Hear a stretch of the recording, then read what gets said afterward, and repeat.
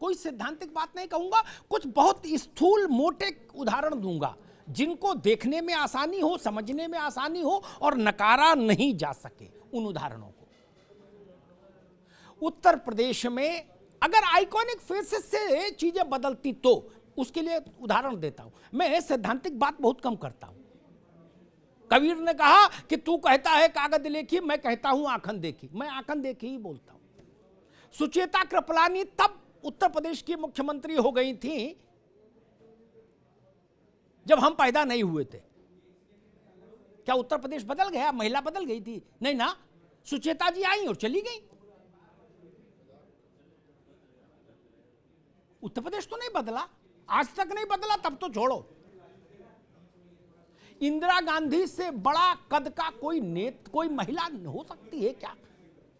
महिला क्या, वो तो पुरुषों में भी सर्वोत्तम कद की महिला मान लीजिए उनको। भारत में कुछ जो सर्वोत्तम कद के लोग हुए वो हैं, 16 साल प्रधानमंत्री रही, महिला मजबूत हो गई? नहीं ना। एक अनाम महिला को भी ढूंढ के लाई सोनिया जी, प्रतिभा देवी सिंह पाटिल, उनको राष्ट्रपति बनाया, महिला मजबूत हुई। अरे बुधिया को तो पता ही नहीं लगा कौन प्रतिभा है, कौन देवी है, कौन पाटिल है गांव में। इसलिए आइकॉनिक फेसेस से कोई बहुत अंतर नहीं पड़ता, वो शोकेसिंग है एक। अब बसपा का कोई प्रतिनिधि यहां नहीं है, इसलिए मैंने बहस के दौरान ये बात नहीं उठाई, नहीं तो वो फिर उत्तर कैसे देते। लेकिन अब अपनी संपादकीय टिप्पणी जरूर उठाऊंगा। बसपा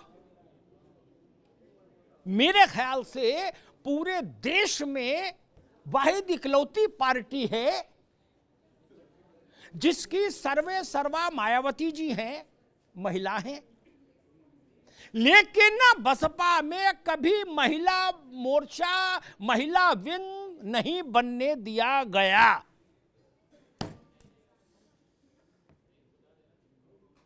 पूरे बसपा पे निगाह दौड़ा लीजिए, कोई महिला है वहां?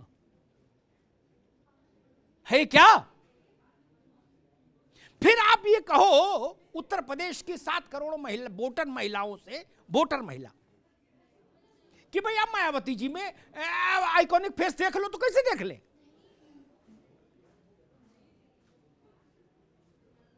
पता नहीं कितने लोगों के जहन में यह सवाल कभी उठा कि ऐसा कभी कोई हो सकता है लोकतांत्रिक देश में, कोई ऐसी पार्टी जो महिला विंग ही नहीं बनाए। कांशीराम जी जिंदा थे, मैंने उनसे एक बार सवाल किया था, तो उन्होंने क्या उत्तर दिया वो यहां नहीं बताऊंगा कि क्यों नहीं बनाई। मैंने कहा था बनाना चाहिए, तो उन्होंने क्या कहा वो छोड़ दीजिए, यहां नहीं बताऊंगा। क्या मजबूरी थी? फिर आप लोग बड़ी बड़ी बातें करते हो। हर आदमी कहता है जी हम तो तुलसी का पत्ता गंगा जल हाथ में लिए घूम रहे हैं महिला कल्याण के लिए। ऐसे महिला कल्याण का होगा? और मैं तो गांव देहात का आदमी, फिर मोटी बात कहूंगा, मंत्री महिला के प्रति बहुत संवेदनशील है। मुख्यमंत्री, प्रधानमंत्री, राज्यपाल, बड़े लोग जितने भी, चीफ जस्टिस, सब अच्छे हैं मान लीजिए। उससे भी बहुत भला नहीं होता।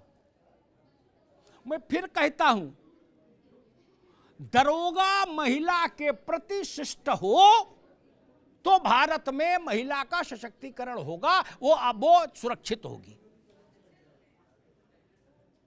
और बल्कि मैं तो कई बार कहता हूं दीवान दरोगा से भी एक फायदा नीचे वाला जो है, क्योंकि गांव में वो जो दीवान है महामेदा जेवा, वही सरकार है।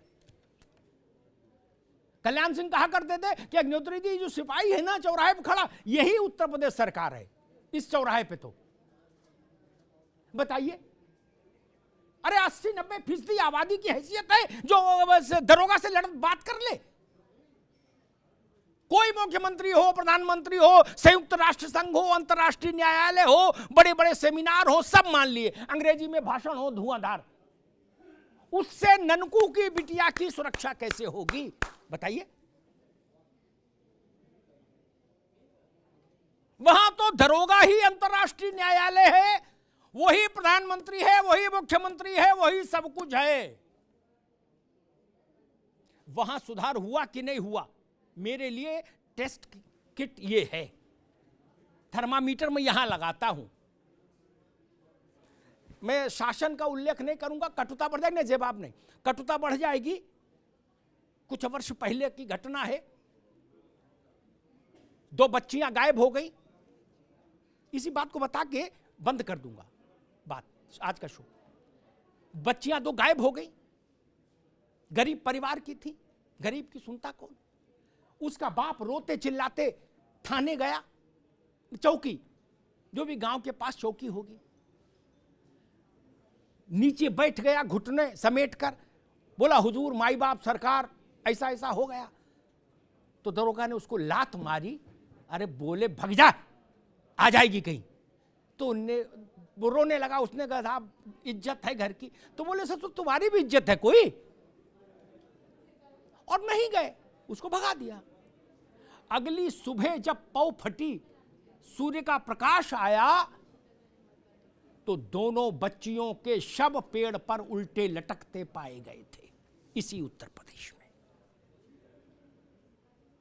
इसमें गलती किसी सरकार की नहीं थी, हाई कोर्ट की नहीं थी, सुप्रीम कोर्ट की नहीं थी, पार्लियामेंट की नहीं थी, असेंबली की नहीं थी। आपने दरोगा को नहीं सिखाया कि महिलाओं के सम्मान के लिए संवेदनशील कैसे हुआ जाता है। थाने को सिखाइए। प्रियंका गांधी के वक्तव्य से ज्यादा महत्वपूर्ण या भाजपा का सपा के वक्तव्यों से ज्यादा महत्वपूर्ण है कि उत्तर प्रदेश का सिपाही इस मामले में संवेदनशील हो, वहां से बात बनेगी। उस पर कोई चिंतन नहीं करता।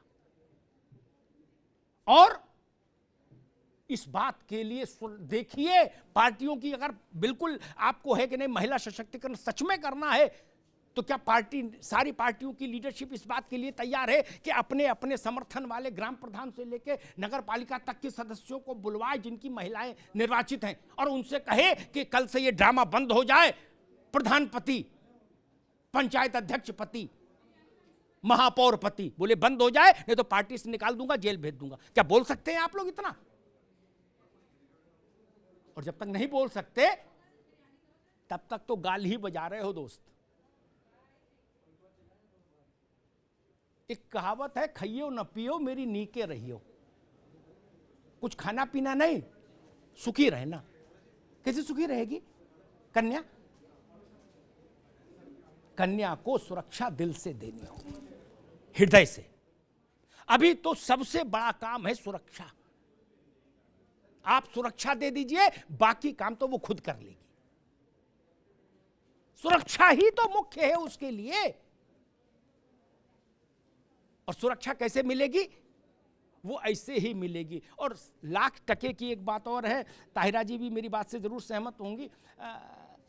अभी तक सारे राजनीतिक पार्टियों के लिए कह रहा हूं, जहां अपने पुरुष कार्यकर्ता सामने आ जाते हैं महिलाओं के खिलाफ अपराध में, वहां सारी पार्टियों की आरंभिक कोशिशें यही होती हैं, आरंभिक कह रहा हूं, आरंभिक कोशिशें यही होती हैं कि ये पुरुष कार्यकर्ता बच जाए।